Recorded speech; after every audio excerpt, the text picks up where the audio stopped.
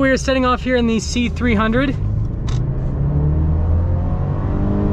Hey everyone, it's Ben Hardy here, and in today's video we're going to be going over a 2021 Mercedes C300. First and foremost, so a huge shout out and thank you to the Utah Mercedes-Benz Club. I'm going to include a link to their Instagram in the description down below. Go follow them. Let's get right into the review. So under the hood, we have a turbocharged 2-liter 4-cylinder that goes through a 9-speed automatic transmission.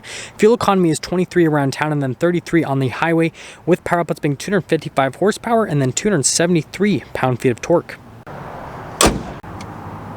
Now let's go over the front end of the C300. First off, we have the double Mercedes logo. You have the one at the top and then down in the grille as well, so that, well, everyone knows you drive a Mercedes. Now this one has the multi-beam LEDs, super advanced technology, has a ton of cool like follow function with different objects at night to illuminate them. Yeah, just crazy stuff happening. But anyways, you've got the LED accent light there just up above, and then you've got the accenting right down in that area. And overall, I think the front grille just looks really nice. I definitely like those little accent pieces right there. And other than that, well, that's the front end. Now coming around the side here, we've got two 25mm tires wrapped around 18-inch wheels in the front, and then two 45mm tires again wrapped around 18-inch wheels in the back, so a little bit wider tire there in the rear. And then as for the design on the wheel, it's pretty cool. So it actually makes a star shape, just like you have with the Mercedes-Benz logo, except it has extra points, right? The Mercedes-Benz logo only has 3 points, whereas this has 5. But anyways, still pretty cool from a design standpoint. And then notice that they have blacked out the mirrors and then also the trim around the windows and then the roof as well. And this one does have a panoramic sunroof. And the thing that's interesting though is the door handles still have chrome there on the top. So it's kind of like a mixture between the blacked out elements and then a little bit of the chrome as well. And then notice the venting there on the side, but there's your full side view.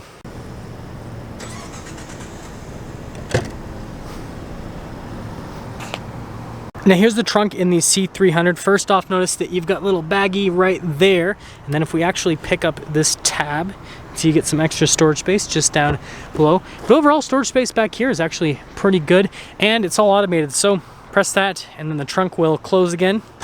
What more could you expect from a luxury car? Now wrapping things up in the rear, we've got the black spoiler there at the top. You've got your C300 badge, your 4MATIC badge on the other side, and then you've got the LED lights here in the rear, which actually look really good. Got the coverings for the exhaust tips just down below, and then the diffuser, and then the parking sensors are integrated into that area.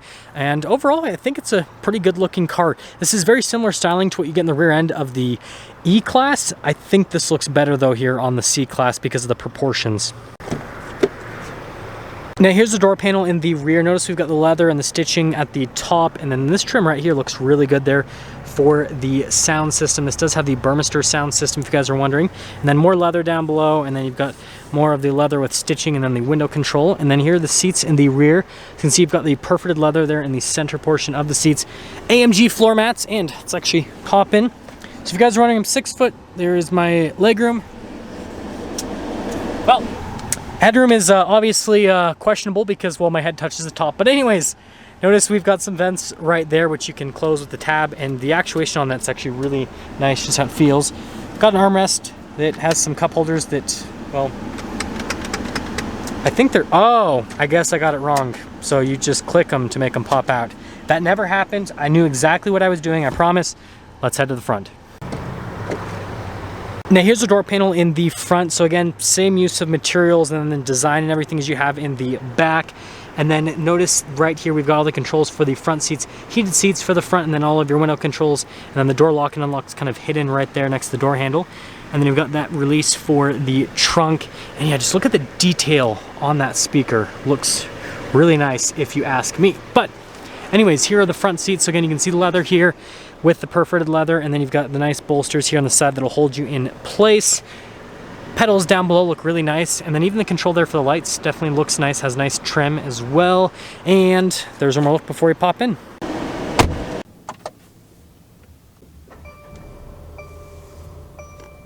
Now here is our steering wheel for the C300. You've got nice soft touch leather at the top and at the bottom. Perforated leather where you're going to grab it so you get a little bit of a better grip. Paddles there on the back. And then you've got the little stalk there for the turn signal and then the windshield wipers. And then you actually have the gear selector right here in normal Mercedes-Benz fashion. And then you have this control here for the center gauge cluster. And then this is actually for the infotainment system. And then you've got your volume, phone controls, cruise control, all that fun stuff. And that's all for the steering wheel. So here is the center gauge cluster, and overall I think it looks really good from an aesthetic perspective. Now some of the newer models have nicer center stacks, but I still think that this one is pretty good. Easy to use though, with that little button there on the center of the steering wheel, and you guys can see all the different stuff that you can go into. So for example, we can go all the way over to the side and go into designs, and we can change how the gauge cluster looks. I think we'll do sport. Yeah, I think that looks pretty good. But yeah, other than that, that's the center gauge cluster. So first off, sorry about the glare. And secondly, here is the backup camera. It's got trajectory lines. They turn with the steering wheel, pretty standard stuff. And as for the rest of the infotainment system, again, you can control it via the little buttons there on the steering wheel, which I think is pretty cool. Now, if you are wondering, you guys can see right here, touching this, it is not actually a touchscreen, but there's a second place you can control it. There's a little dial. I'll show you guys that in a moment. But I guess that's the only downside about this touchscreen, or sorry, about the screen, is that it's not a touchscreen, rather, but it's relatively easy to use with the controls you are given, and well, that's all. So we've got the vents down below, and I just love the actuation on these. Definitely feels like you're doing something substantial. Climate controls, this does have a dual zone climate, automatic climate controls, all the stuff you expect, and then some shortcut buttons for the infotainment system with a little clock, and then wood trim down here, which covers some cup holders, little kind of like phone charging area is what we'll call it. And then we have a bunch of blank switches over here, which is pretty interesting. We've got that for the radio, this is for the infotainment system, and then this is for the different drive modes. So we've got a few different drive modes. We've got Eco, Comfort, Sport, Sport Plus, and then we have individual as well that you can go into. And then we've got the center console right here, which is pretty cool with the storage space. Got some nice leather and stitching on that. And then we've got a pretty normal glove box, which notice that you have a cutout for the vent. That's kind of, I guess, not normal, so I take it back. Got some nice trim here, and actually continues all the way to the back. And then you've got more stitching there on the dash, and then notice how the stitching connects there at the very top. It's kind of hard to see, but it happens. And then we've got the sunroof right here, which is interesting. So you've got kind of like a big sunroof, and then you have like a tiny one there in the back. It's like double sunroof situation. And they've got a sunglass holder. Accidentally pressed the SOS button. My bad. Got the mirror here, and that's all for the top. So here is the window sticker for the C300. You guys can see here we've got the engine specs, all that kind of stuff, but again, feel free to freeze the frame if you want to read all the standard equipment. And you guys can see the base price, and then we've got a few options on this car, and you can see the total MSRP there, $51,950, which, yeah, not too bad for this particular type of car. Anyways, let's take it out, see how it drives.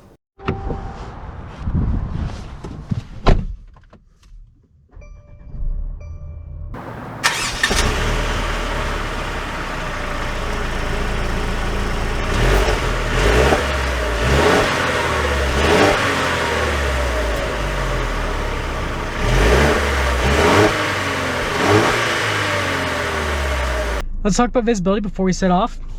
There's your visibility of the hood. Both of the mirrors, they do have blind spot, and then the rest of the rear. And let's set off. We are setting off here in the C300. So that wasn't in the sport mode. I probably should have I was in comfort mode. We'll go to Sport Plus and try that again coming up here.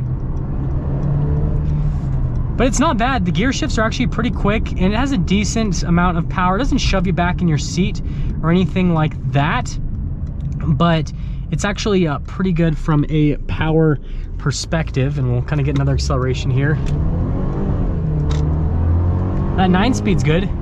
Yeah, transmission's really quick to shift, and so it definitely makes this engine feel a lot stronger just because it's quick to shift and really responsive overall. And we'll see how the paddles are. Paddles are responsive. Man, this engine just sounds so strained. I guess that's one of the downsides of, you know, using just a little 2-liter turbo engine, is it sounds like it's just straining its guts out. Like, hopefully you guys can kind of hear that. But other stuff, ride quality, it's actually really smooth. Road noise, pretty minimal. These seats are relatively comfortable. Bolsters are, they're not the widest, but they're wide enough you could fit kind of like a larger person. But like if you're super big, you probably won't fit in these seats, I will say that. And then aside from the seats, steering, super light. relatively direct. Paddles feel great. Like the response time on them is great, but the material use is also really nice. So they just are great to use overall. Yeah, I mean, the car feels really comfortable, and it feels relatively sporty, but it's not quite all there, which, I mean, again, it's just a C300, right? It's kind of like your entry-level Mercedes, and so it's not going to be crazy from a performance standpoint, but it's still better than what you get with your, you know, regular run-of-the-mill car, basically. And aside from that, let's get into summing things up with a C300. So first off, you know, they have changed some things with this car from an exterior aesthetics perspective, but it still looks somewhat similar to the previous version of the car. So it's not like a massive amount has changed, but I still think it's a good looking car. Overall, I think Mercedes just, you know, does a pretty good job with most of their cars stylistically. Interior wise, it's not the nicest materials, but again, it's your entry-level Mercedes, so it's not going to have the highest end materials, but it's relatively nice. The one thing I will say is, if you're okay with not having like a luxury brand, you can get some cars from other manufacturers that have nicer interior materials than this, but again, you're not going to get that Mercedes name, obviously, and you know, at a similar price point as well, I should add. Aside from that, driving dynamics are great. It's smooth, it's comfortable, it'd be a great daily driver. The 4MATIC means that you can drive it in all 4 seasons. And it's got an okay sporty side to it, but it's not crazy over the top. If you want something that actually feels sporty, then obviously you want to go for an AMG model. But I mean, this is sufficient for like day-to-day use. It's just not exactly a car that you'd want to really take on a back road, because it's just not quite there from a driving perspective, but overall it's a pretty well-rounded car. The biggest thing, and like I said, is this is just kind of like, hey, you know what, you want a Mercedes but you don't want to pay crazy money. This is what the C300 is kind of for. Now let's get some things up for our video on this 2021 Mercedes C300. And again, a huge shout out and thank you to the Utah Mercedes-Benz Club. Again, go follow them on Instagram in the description down below. I'll see all of you in the next video.